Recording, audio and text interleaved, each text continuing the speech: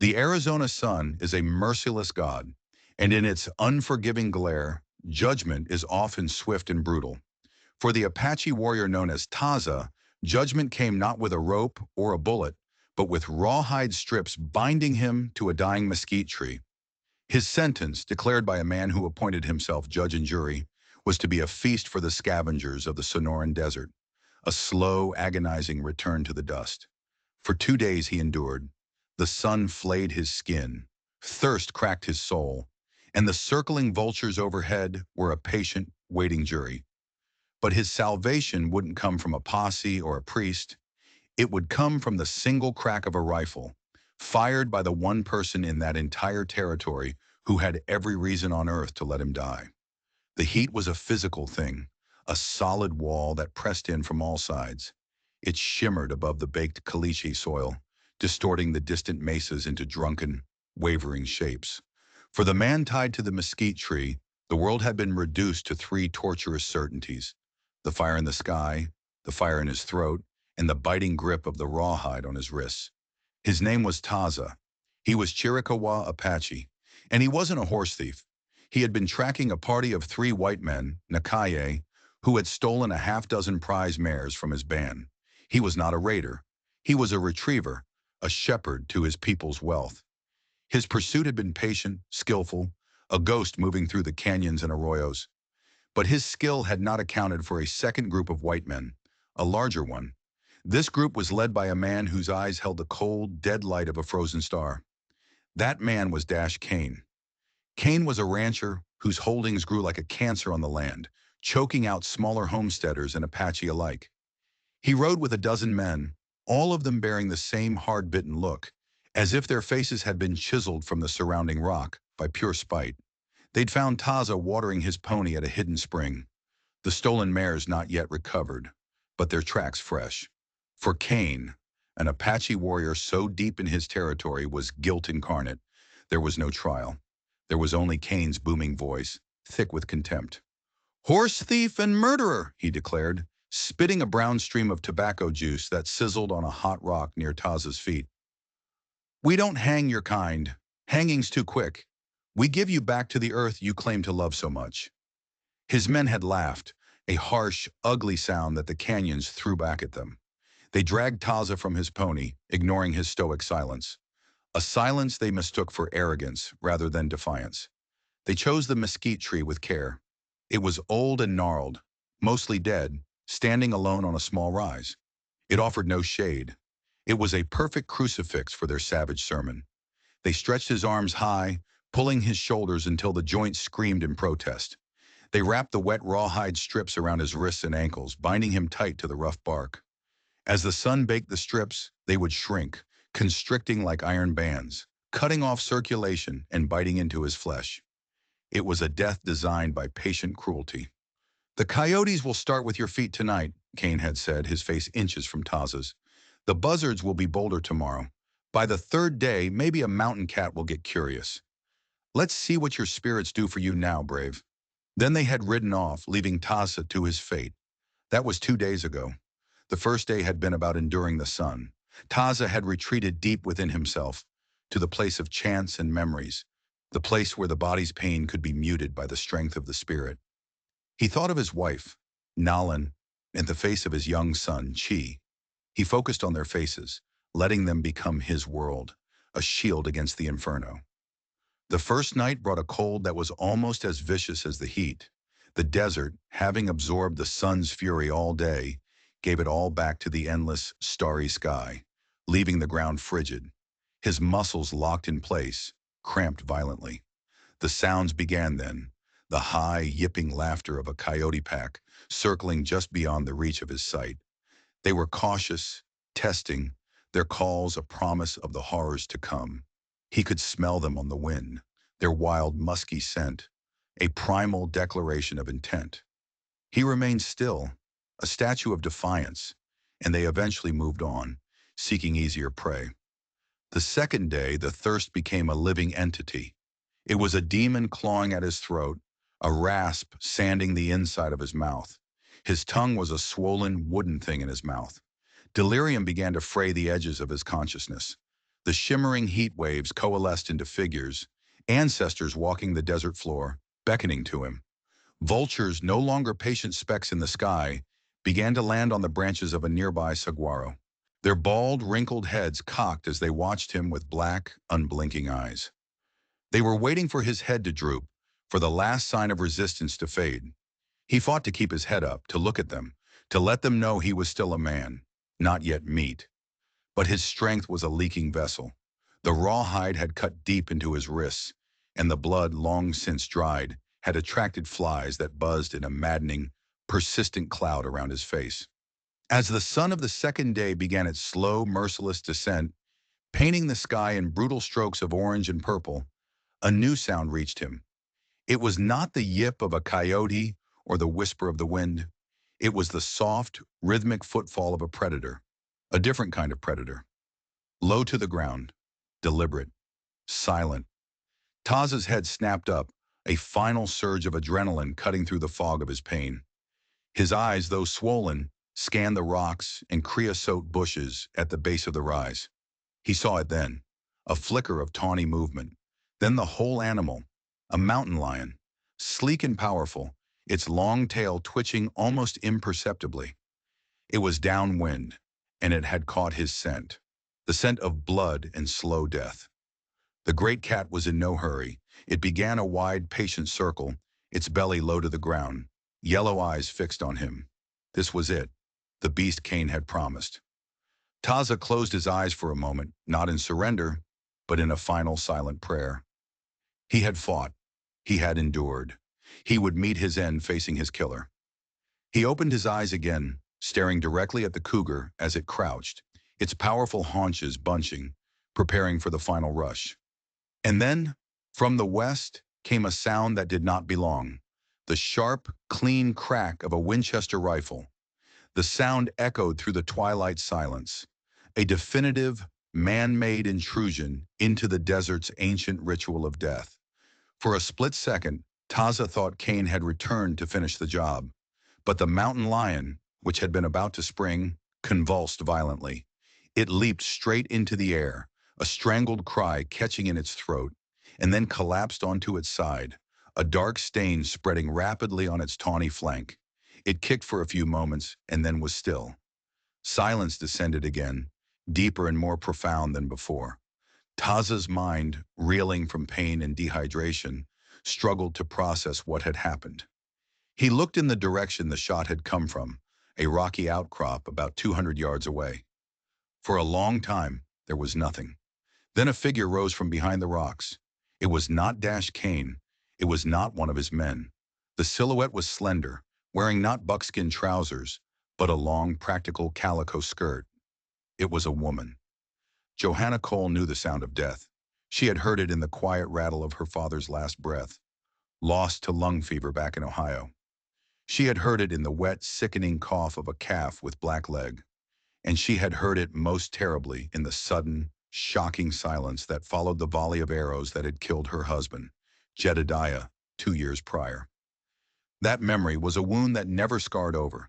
It was why she lived alone now, in a small, defensible sodden timber cabin on the banks of Bitter Creek, a place most folks considered the ragged edge of nowhere. Jedediah had built it with his own 2 hands.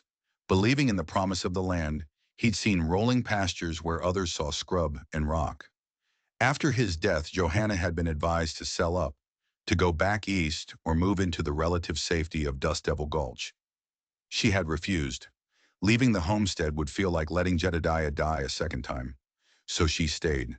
She became as tough and resilient as the desert itself. She learned to read the sky for rain, the ground for tracks, and the hearts of men for trouble. Her constant companion was the Winchester Model 1873 her husband had given her. She could shoot the eye out of a jackrabbit at 50 yards and drop a deer at 200. The rifle wasn't a tool.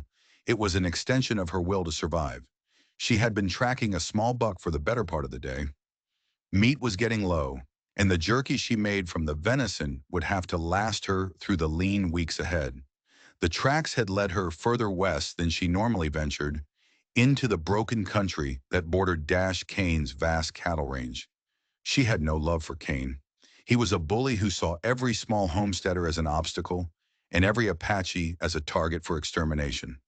It was rumored that the raid that had killed her husband and two other prospectors hadn't been a random act of savagery. The older, wiser folks in town whispered that someone had provoked the Apache, perhaps by encroaching on sacred ground. Whispers often followed Dash Kane. She was hunkered down behind a weathered granite outcrop, sighting the buck as it drank from a seep when she first saw him. At first, he was just a smudge against the landscape, a dark shape where one shouldn't be. Curiosity piqued, she raised her husband's old spyglass. The image swam into focus, and a cold knot formed in her stomach. A man tied to a tree, an Indian. Her first reaction was a surge of cold, satisfying vindication. An eye for an eye. This was justice for Jedediah. Her hand, steady as a rock moments before, began to tremble. The face of her husband swam before her eyes, his wide, hopeful smile, the way his hair fell across his brow when he was working. He'd been a good man, a kind man. He had been butchered, and the men who did it looked just like the man tied to that tree. She lowered the spyglass, her heart hammering against her ribs. She should turn around. Go home. Forget what she saw. It wasn't her business. This was Cain's land, and this was likely Cain's justice. Getting involved was asking for a world of trouble she couldn't handle. She told herself this over and over. It was the sensible thing, the safe thing. The buck, startled by some scent on the wind, bounded away forgotten. But she couldn't leave. Something held her there, a stubborn refusal to be what Cain and his men were. She watched through the spyglass as the sun beat down on the captive. She saw his head droop, then snap back up with a visible effort of will. He was still fighting. Despite the horror of his situation, there was a dignity in his defiance that pricked at her conscience. Jedediah had been a man of faith. He read from the Bible every night, his voice a low rumble in their small cabin. He'd spoken often of mercy, of a justice that was higher than man's vengeance. "Vengeance is mine, saith the Lord," he would quote. She had found little comfort in those words after he was gone. But seeing this slow, deliberate execution, she understood them a little better. What Cain had done here wasn't justice. It was an abomination. She stayed hidden, a prisoner of her own indecision, as the day bled into evening. The light softened, turning the desert from a hostile glare to a place of deep, mysterious shadows. The air cooled, and then she saw the mountain lion. The animal moved with a liquid grace that was both beautiful and terrifying. Johanna had seen what a cougar could do to a full-grown steer. A weakened, immobile man would stand no chance. She watched it stalk, her breath held tight in her chest. She saw it crouch, the muscles in its back legs coiling like powerful springs. Her mind was a whirlwind of conflicting emotions. Let it happen. Let the cat serve the final justice for Jedediah. It's the way of the wild. But then she saw the man tied to the tree lift his head and stare, unflinching, at the beast. He was going to die, and he was choosing to face it with his eyes open. In that moment, he ceased to be a faceless Apache savage, the specter that haunted her nightmares. He was just a man about to be torn apart. The teachings of her husband, the deep-seated humanity she had tried so hard to bury under layers of grief and anger, rose to the surface. She couldn't watch it. She couldn't be a party to it, even in her inaction. Without allowing herself a second thought, she raised the Winchester to her shoulder. The stock felt cool and familiar against her cheek. She aligned the sights on the cougar's chest, leading it just a fraction. She exhaled slowly, calming her racing heart, and gently squeezed the trigger. The shot was clean. The echo rolled away into the vast emptiness. She watched the figure at the tree. He was looking her way. She had saved his life from the cat, but she had left him tied to the tree, still sentenced to die from thirst or another predator.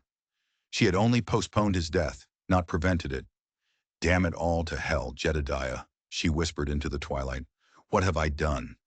Slowly, cautiously, she stood up from behind the rocks. She held the rifle ready, not knowing what to expect. This man was Apache. He was the enemy. But she had interfered. She had cast her lot.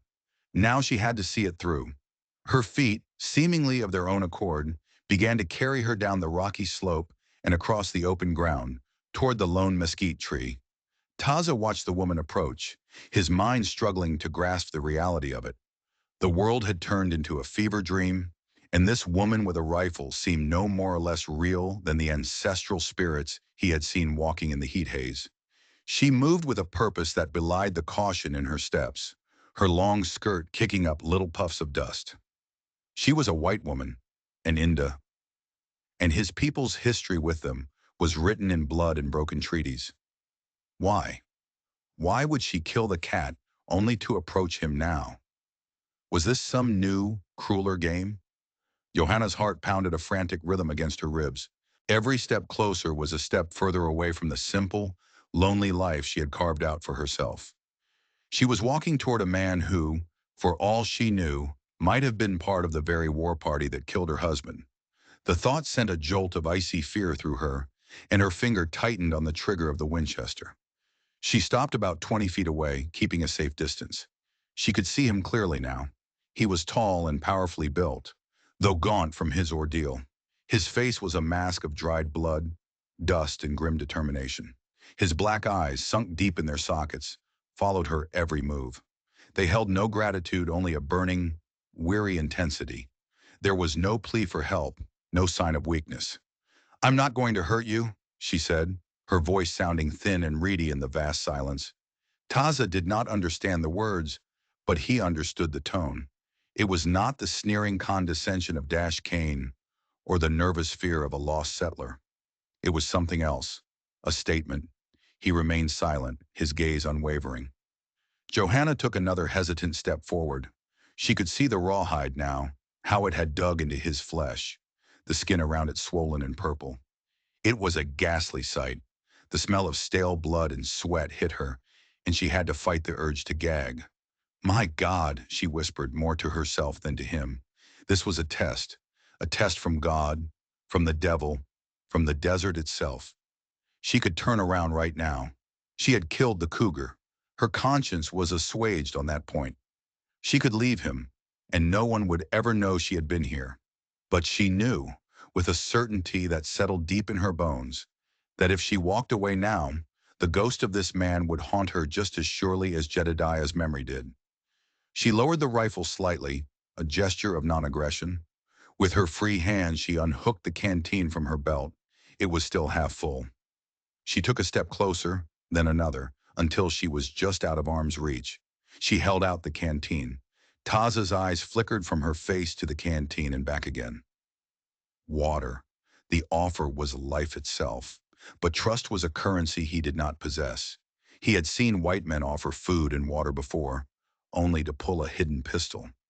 He stared at her, trying to read her intent, to see past the pale skin and strange clothes to the spirit within. He saw no deceit in her eyes.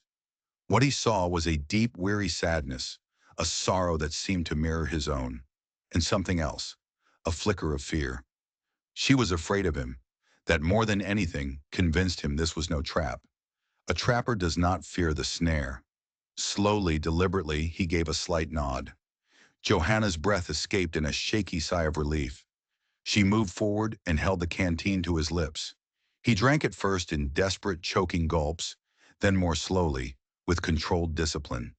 He didn't drain it, leaving some for her, an act of courtesy so unexpected it caught her completely off guard. He pulled his head back, and a single drop of water traced a clean path through the grime on his cheek. Now came the harder part.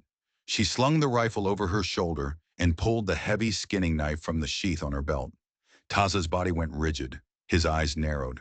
The flicker of trust was instantly extinguished, replaced by a cold, hard glare. The knife. This was the trick. The water was to soften him. The knife to finish the job Kane had started. He braced himself, every muscle tensing for a final, futile struggle. Johanna saw the change in him and froze. "Easy," she said softly, holding the knife up, blade pointed away from him. "I'm cutting you loose." She gestured with the knife toward the rawhide bonds on his wrists. "The ropes. See?" He didn't understand her words, but he understood the gesture. Still, he did not relax. He watched her, his eyes like chips of obsidian, as she stepped behind the tree, putting herself out of his immediate reach. It was a smart move, and he respected it. She began to saw at the thick, hardened rawhide on his right wrist. The work was brutally difficult. The strips were as hard as wood, and the angle was awkward. Her knuckles scraped against the rough bark. The man, the Apache, remained utterly still, but she could feel the tension radiating from him, the coiled energy of a predator in a cage. She focused on the task, her world shrinking to the blade, the rawhide, and the sound of her own ragged breathing. Finally, with a groan of protest, the first bond parted. Taza's right arm fell limply to his side, useless and numb. Without a word, Johanna moved to the other side. The second bond was quicker to yield. As it snapped, he slumped forward, his full weight held only by the ropes on his ankles. He let out a low, guttural groan, a sound of pure agony as blood, hot and stinging, rushed back into his deadened arms. Johanna moved to his feet and quickly cut the last two bonds. Taza collapsed, folding onto the ground at the base of the tree. He didn't fall so much as crumple, his legs refusing to support him. He lay there for a long moment, breathing heavily, his eyes closed. For the first time, Johanna saw the true extent of his exhaustion. The iron will that had kept him upright for 2 days had finally been released from its duty. She backed away, giving him space, her hand resting on the stock of her rifle. She was acutely aware of her vulnerability. She was alone in the desert with a freed Apache warrior, a man whose people were at war with hers. She had just given him back his freedom and his strength. She had no idea if he would use it to thank her or to kill her. After a few minutes, he stirred. Using the tree for support, he slowly, painfully, pulled himself into a sitting position. He flexed his fingers, his face a tight mask as he worked through the searing pain. Then he looked at her. He raised his right hand, the one she had freed first, and touched his own chest with his fingertips. "Taza," he said. His voice was a dry, cracked whisper, but the name was clear. He had given her his name. It was an offering, a bridge across the vast chasm of hatred and fear that separated their two worlds. Johanna swallowed, her throat suddenly dry. She mirrored his gesture, touching her own chest. "Johanna," she replied. The journey back to Bitter Creek was a silent, agonizing trek. Taza's legs were stiff and unsteady, and every step was a fresh torment. Johanna walked a few paces behind him, her Winchester held loosely but ready. The trust between them was a fragile, newborn thing, easily shattered. The desert, now cloaked in the deep indigo of night, was alive with sounds that made her skin crawl. She knew Taza was far more attuned to this world than she was, and she found a strange, reluctant comfort in his presence. He was the enemy, yet he was also the most capable protector she could have asked for. They reached her homestead just as the first hint of dawn was painting the eastern sky a pale, pearly gray. The cabin was little more than a one-room box of sod and timber, but to Johanna it was a fortress. A thin curl of smoke still rose from the stone chimney, the last embers of her morning fire. Taza stopped at the edge of the small clearing, his eyes scanning the cabin, the small corral with her single mule, the neatly tended vegetable patch. This was her world. It was a world of fences and straight lines, so different from his own. He looked at her, a silent question in his eyes. "It's safe," she said, gesturing for him to come closer. Inside, she lit a kerosene lamp, casting a warm, flickering glow over the simple room. There was a bed in one corner, a stone hearth, a rough-hewn table with two chairs, and shelves holding tins of food and mason jars. On the mantelpiece, next to a worn Bible, was a single, silver-framed photograph. While Johanna busied herself at the hearth, adding wood to the embers and putting a pot of water on to heat, Taza's gaze was drawn to the photograph. It showed a smiling, confident man with kind eyes and a thick mustache, his arm around a younger, happier-looking Johanna. The man was dressed in sturdy work clothes, but he looked directly at the camera with an open, honest expression. Taza limped over to the fireplace, his eyes fixed on the image. He didn't need to be told who this was. This was the man of this house, her man, and he was gone. Taza could feel his absence in the quiet emptiness of the cabin, in the solitary way Johanna moved about her chores. Johanna turned, a bowl of hot water and a clean rag in her hands. She saw him looking at the photograph, and a familiar pang of grief, sharp and sudden, stabbed at her chest. My husband, she said softly. Jedediah, she walked over to him. You need to clean those wounds. She gestured to his wrists. He looked from the photo to her, then down at his own raw flesh. He gave a curt nod and sat at the table, extending his arms. As she gently cleaned the deep cuts, her touch was professional and detached, like a doctor tending to a patient. But the proximity was unsettling for both of them. For Johanna, his presence filled her small home in a way no one had since Jedediah's death. He was intensely male, exuding a quiet strength that was both intimidating and, to her surprise, faintly reassuring. He smelled of dust, sweat, and something else, something wild and elemental, like the desert itself. For Taza, the gentle touch of this woman was a profound shock. His experience with her kind had been one of violence and betrayal. Cain's men had been rough and brutal. This woman, who had every reason to hate him, was tending to his wounds with a care that spoke of a deep, if buried, compassion. He watched her face in the lamplight. It was a strong face framed by simple brown hair, tied back in a practical bun. Her eyes, a clear, steady gray, were filled with a sorrow he recognized, for it was the same sorrow he saw in the eyes of the widows in his own camp. Suddenly Taza spoke, his voice still a rasp. Nakaye. He pointed to the photograph of Jedediah, then made a gesture with his hands mimicking the firing of a bow and arrow. He tapped his own chest. Chiricahua? He asked. It was a direct, unflinching question. Was your man killed by my people? The question hung in the air between them, heavy and dangerous. All the fear and anger Johanna had been suppressing rushed back to the surface. She pulled her hands back as if she'd been burned, her face hardening. Yes, she said, her voice tight and cold. A war party, 2 years ago, near the Dragon's Tooth. Taza's expression didn't change, but a deep stillness came over him. The Dragon's Tooth. He knew the place. He had not been there at that time, but he had heard the stories. A group of prospectors, it was said, had been found digging on sacred ground, a burial site of the ancients. The warriors who found them, young and hot-headed, had acted without the counsel of their elders. A terrible, bloody mistake. He looked at her, then shook his head slowly, a gesture of profound regret. He touched his own chest again. Not Taza, he said simply and with great gravity.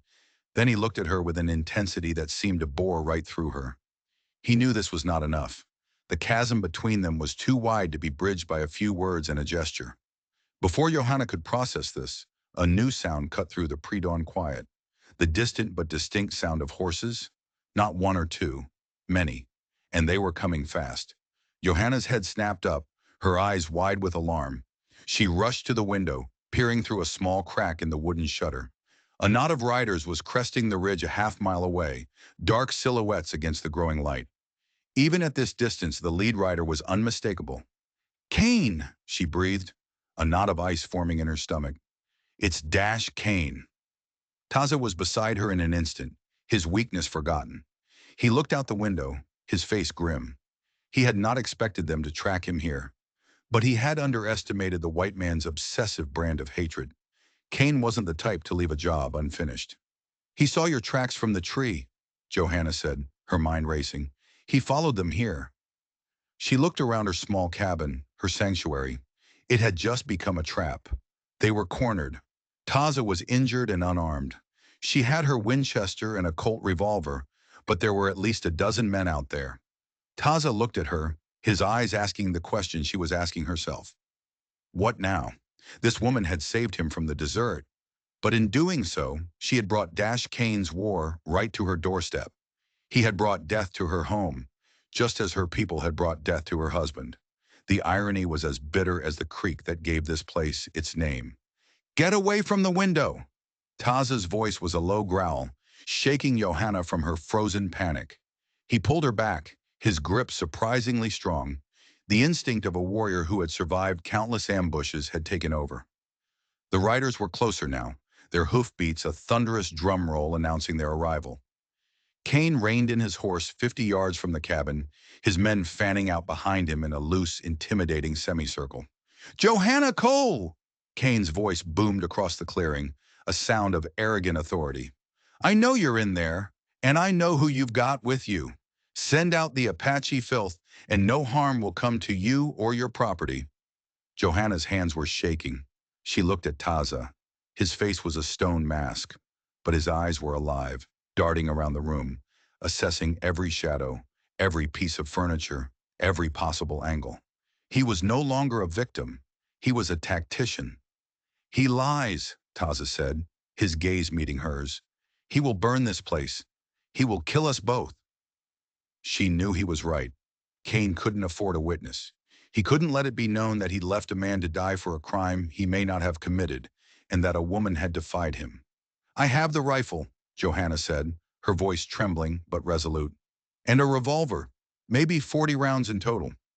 Taza nodded, his eyes falling on the fireplace. He pointed to the heavy iron poker resting on the hearth. It wasn't a lance or a bow, but it was steel, and it had weight. He then pointed to her skinning knife, which she'd left on the table. The plan was unspoken but perfectly clear. This was their ground. They would make it a fortress. "Bar the door," Taza commanded. Johanna slid the heavy wooden bar into its iron brackets, the sound echoing with finality in the small cabin. "The back window?" he asked, pointing to the single small window at the rear of the cabin. "It's shuttered from the outside," she replied. "No way out." They were sealed in.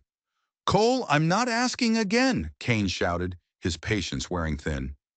One of his men, a lanky cowboy named Bo, nervously shifted in his saddle. Maybe she just found him and felt sorry for him. She's a widow woman after all. "She's a traitor," Cain spat, his face purpling with rage. "And I'll see her hang right next to him. Flint, put a round through the door. Let him know we mean business." A rifle cracked. A splinter of wood exploded inward from the door, zinging past Johanna's head and thudding into the far wall. She yelped and dropped to the floor. That was it. The time for talking was over.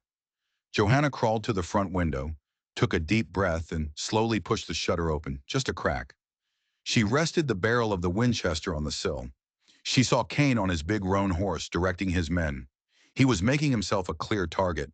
Her grief, her fear, it all coalesced into a single point of cold, clear rage. This man was the source of it all. He had brought this violence into her world. She centered the rifle's sight on the brass button of his coat. "No!" Taza's voice was sharp, right beside her ear. He had crawled over to her position. "Not the leader, never the leader first." He pointed with his chin. "The men on the sides. Make them run for cover. Make them afraid. If you kill the leader, the pack scatters. Some run away, some get more vicious. We need them afraid." His logic was brutal, cold and flawless. It was the wisdom of 100 desperate fights. Johanna, raised on stories of heroic last stands, had been thinking like a settler. Taza was thinking like a survivor. She nodded, her respect for him deepening. She shifted her aim to a man on the far left, one who was dismounting to find cover behind a water trough. She took a breath, let it out, and squeezed the trigger. The Winchester bucked against her shoulder. The man screamed and crumpled to the ground, clutching his leg. Chaos erupted among Cain's men. They scrambled for cover, dismounting and diving behind rocks in the small corral fence. They had expected a cowering woman, not disciplined resistance. "Good," Taza grunted. He had the fireplace poker in one hand and her knife in the other. "Reload. Always reload." Johanna worked the rifle's lever, the familiar shuck-shuck sound, a small comfort. She chambered a new round. The air was now filled with the roar of gunfire. Bullets hammered into the thick sod walls of the cabin, thudding harmlessly for the most part. But the ones that hit the timber frame sent splinters flying. Cain, now behind cover, was screaming orders. "They can't see us well," Taza observed, his eyes scanning the angles. "We can see them. We stay low. Move after every shot." For the next hour, a deadly dance played out. Johanna, guided by Taza's sharp instructions, became a phantom shooter. She would fire a single, careful shot from the front window, then crawl on her belly to a small chink in the side wall and fire again. Taza acted as her spotter, his keen eyes picking out targets and warning her of flanking movements she couldn't see. He pointed out a man trying to sneak toward the blind side of the cabin. Johanna's next shot kicked up dust right at his feet, sending him scurrying back like a frightened rabbit. They worked together with a synergy that defied the chasm between their cultures. He was the strategist. She was the weapon. He didn't know how to use the rifle, but he knew exactly how it should be deployed. She knew how to shoot, but had never been in a sustained gunfight. Trapped in that small, besieged cabin, they were not white and Apache. They were simply two people fighting to see the next sunrise. A lull fell over the fighting as Kane and his men reconsidered their strategy. The sun was higher now, and the heat was building. "They will try fire," Taza said, looking up at the timbered roof. "The sod won't burn, but the roof will." Johanna's blood ran cold. The roof was made of dry pine beams and packed earth. If it caught fire, they would be roasted alive or forced out into the open. As if on cue, they heard a new sound, a man shouting from the direction of the corral. "Dash! She's got a barrel of kerosene by the shed." "Perfect!" Kane's voice was triumphant. "Bo, Flint, get some rags. We're burning them out." Johanna looked at Taza, her face pale with dread. "It's over." Taza's eyes were blazing. He looked at the back window, then at the sturdy wooden table in the center of the room. A desperate, almost insane idea was forming in his mind. "No," he said, his voice a low, determined growl. "Not over." He grabbed the table. "Help me." "The table? What for?"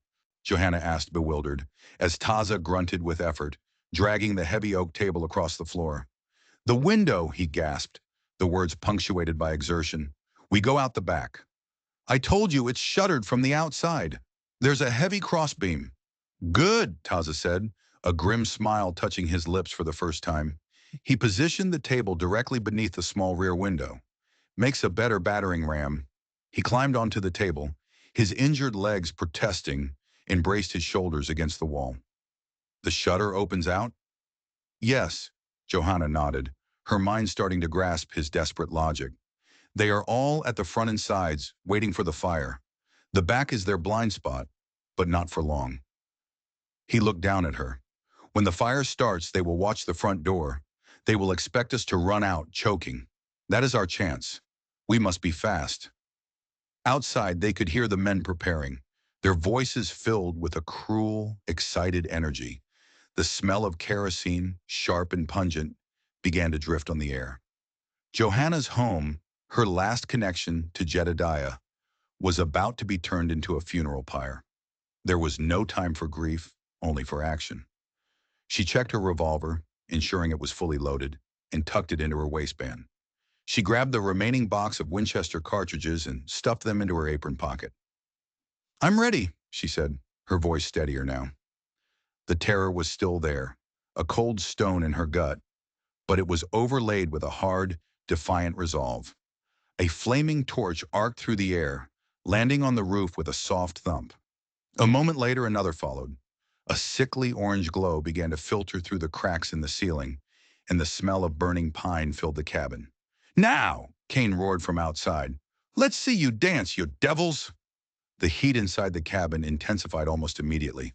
Smoke, thick and acrid, began to sting their eyes and claw at their throats. "Ready?" Taza called down to her. Johanna gave him a determined nod, pulling the bottom of her skirt over her mouth and nose. Taza took a deep breath, braced himself, and then threw his entire body weight backward against the window. The small wooden frame groaned in protest. He slammed against it again. A crack appeared. On the third powerful shove, the interior frame splintered and broke. Now only the exterior shutter and its crossbeam remained. He rearranged himself, turning so he could use his legs. He planted his feet on the interior wall and kicked backward with all the strength he could muster. The first kick made the whole wall shudder. The second, fueled by desperation, was a massive blow. With a loud crack, the exterior crossbeam split. The shutters burst outward, swinging violently on their leather hinges. For a moment, a perfect square of clean, smoke-free air was framed before them. "Go!" Taza yelled, scrambling through the opening. He landed awkwardly on the ground outside, his legs nearly buckling, but he recovered instantly. Johanna passed the Winchester out to him and then clambered through herself, her dress snagging on the broken frame. She ripped it free and dropped to the ground beside him. The scene behind the cabin was strangely peaceful. The gunfire had stopped. All the attention was on the front of the house, which was now beginning to billow black smoke. The crackle of the flames was growing louder. They could hear the whoops and hollers of Cain's men as they celebrated their victory. Taza didn't hesitate. He grabbed Johanna's arm and pulled her low, scurrying toward the cover of the thick brush that lined the banks of Bitter Creek. They moved with a desperate urgency, half crawling, half running, until they were 20 yards away, concealed in a thicket of willow and cottonwood. From their hiding place, they watched as the roof of the cabin began to sag. The flames grew, licking hungrily at the sky. Cain and his men were silhouetted against the blaze, their faces lit by the destructive orange light, confident that their enemies were perishing within. A terrible, wrenching sob escaped Johanna's throat. Everything she had, everything Jedediah had built, was turning to ash. All her memories, the photograph, the Bible, all of it gone. Taza put a hand on her shoulder. It wasn't a gesture of comfort, not in the way a white man would offer it. It was a gesture of solidarity, a silent acknowledgement of her loss. His face was grim. He understood this kind of destruction. He had seen his own people's wickiups burned, their lives erased by fire. "We are not dead," he whispered, his voice hoarse from the smoke. "As long as we are not dead, we can fight." His words, simple and stark, cut through her grief. He was right. They had taken her home. She would not let them take her life. She wiped the tears and soot from her face with the back of her hand, her expression hardening. They watched as Cain's men grew impatient, waiting for the screams that never came. "They ain't coming out, Dash," Flint said, nervousness creeping into his voice. "You think they're already—" "Maybe," Cain grunted, staring at the inferno. "Or maybe they're just stubborn. No one could survive that." He was about to turn and give the order to leave when Bo, who had wandered toward the back of the cabin to relieve himself, let out a yell. "Dash! The back window's broken out. There's tracks. They lead to the creek." Cain's face contorted in a mask of pure fury. "Spread out," he bellowed. "Find them. I want that Apache's scalp, and I want her head on a pike. No witnesses." His men, now spooked and angry at being duped, plunged into the brush along the creek. But Taza and Johanna were already gone. Guided by Taza's knowledge of the land, they were moving swiftly and silently downstream, putting as much distance as possible between themselves and the burning ruin of the homestead. The hunt had begun, but now the prey were not trapped. They were in their element. Taza was a ghost in the wilderness, and he had a woman with a Winchester by his side. Cain thought he was the hunter, but as the sun set on the smoldering remains of the cabin, the roles were beginning to reverse. For 2 days they were phantoms. They moved through the broken country, Taza's skills keeping them a step ahead of Cain's posse. He taught Johanna to walk on rock, to leave no track, to read the flight of a startled bird as a warning. She, in turn, kept the Winchester clean and ready, her steady eye a constant threat to any pursuer who grew careless. They ate wild onions in the last of her jerky, drank from hidden seeps Taza knew. The line between them, the line of white and Apache, was blurring, washed away by shared danger and a common enemy. From a high ridge, they watched Cain and his remaining men ride hard for Dust Devil Gulch. "He goes for more men," Taza said, his voice a low rasp. "He will name you a traitor, an Apache lover. He will raise a posse to hunt us down." Johanna knew he was right. They couldn't outrun Cain's influence forever. They were fugitives now. The law, as Cain defined it, would be against them. "So what do we do?" she asked, the question hanging in the dry air. Taza's gaze was fixed on a distant scar in the earth to the north, a jagged canyon that cut through the mesas. "The men I was tracking," he said, his voice tight with purpose. "The real horse thieves. They are white men. Their camp is in Coyote Jaw Canyon. The stolen mares are with them. The truth is with them." A desperate, dangerous plan ignited in Johanna's mind. It wasn't enough to run. It wasn't enough to hide. They had to fight back, not just with bullets, but with truth. They had to uncover the lie Cain had built his power upon. It was a long shot, a gamble against a man who held all the cards, but it was the only shot they had. They reached the canyon rim at dawn the next day and peered down. It was just as Taza had said. 3 rough-looking outlaws were camped below, nursing a small fire, and in a rope corral were Taza's tribal mares, their coats shining in the morning sun. Proof. The element of surprise was their only advantage. Taza picked up a rock the size of his fist. "I will make them look," he whispered, his eyes locking with hers. "You will make them fall." He hurled the stone with the force of a sling. It clattered loudly on the far side of the canyon, a sharp, unnatural sound in the morning quiet. As the three outlaws spun toward the noise, their hands going for their guns, Johanna's Winchester spoke. The first man, the one closest to the fire, dropped without a sound. The second clutched his chest, a look of shock on his face, before toppling backward. The third, faster and smarter than the others, dove for cover behind the panicked horses, firing his pistol wildly into the rocks above. Before Johanna could get a clear shot, Tassa was over the edge. He didn't climb. He slid down the scree slope with the speed and silence of a striking snake. The iron poker from Johanna's hearth clutched in his hand. The outlaw barely had time to turn before Tassa was upon him. The fight was swift, brutal, and silent. When the dust settled, Tassa calmly walked over to the body of the first man Johanna had shot. He knelt and pulled a worn leather wallet from the man's saddlebag. He looked at it for a moment, his face unreadable, before handing it up to her. Her hands trembled as she took it. It felt heavy, filled with a history she didn't understand. She opened it. Inside were a few crumpled bills, a faded tin type of a woman she didn't know, and a folded piece of paper. It was a bill of sale for a small plot of land on Bitter Creek. A plot of land with a sod and timber cabin. Stamped at the bottom was the name Jedediah Cole. The world tilted. The men who killed her husband were not Apache. They were these men, white outlaws. And this wasn't just a random murder. It was a transaction. A crime Kane had conveniently pinned on the nearest Indian. The hatred she had carried for 2 years, the grief that had defined her life, had been aimed at the wrong people. All of it had been a lie constructed by the man who burned down her home. An hour later, they rode into Dust Devil Gulch. They didn't sneak. They rode right down the middle of the street, the recovered mares in tow. Townsfolk stared, emerging from the general store and the saloon, their faces a mixture of shock and confusion at the sight of the unlikely pair. The soot-stained widow and the proud Apache warrior. At the far end of the street, in front of the sheriff's office, Kane was rallying his posse, his voice full of righteous fury. He turned and his face contorted with rage as he saw them. "There they are," he roared, pointing a trembling finger. "The murderer and his Apache-loving whore. Seize them." "You are the liar, Dash!" Johanna's voice rang out, clear and strong, cutting through his bluster. She held up the bill of sale. "This was my husband's. I took it from the white outlaw who truly killed him. The man you were too full of hate to even look for. This Apache is an innocent man you sentenced to die to satisfy your own bigotry."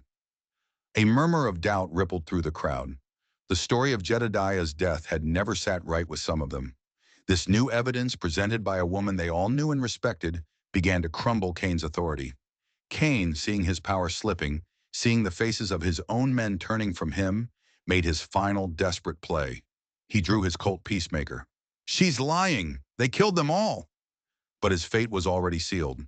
As his pistol came up, Taza let out a war cry and charged forward on his pony, a startling, magnificent distraction. Kane fired wildly, his shot going high, shattering the window of the sheriff's office.